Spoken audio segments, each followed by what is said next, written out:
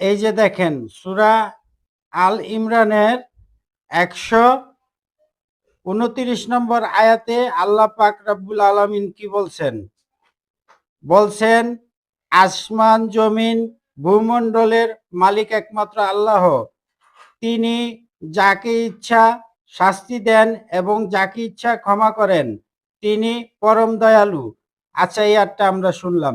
এখন আসেন, এখন এই যে আবুল সরকার, এই যে আবুল সরকারকে দেখেন, এই আবুল সরকার উনি বলছে কি বলছে? আল্লাহর কথার কোনো গোয়া মাথা পাইরা।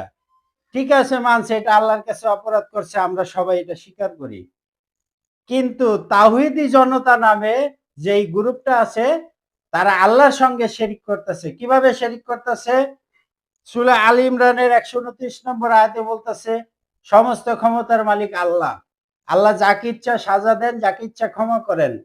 এখন আপনারা আল্লাহ মানছেন কাকে? থানা আলাকে।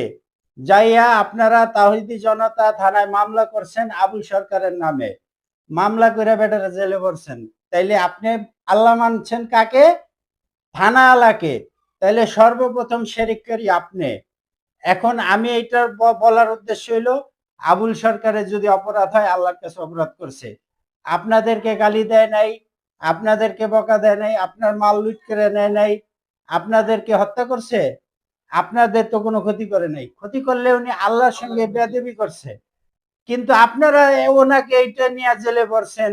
তাইলে আপনি আল্লাহর উপরে শিরিক করলেন না? থানা আল্লাহকে আল্লাহ মানলেন না?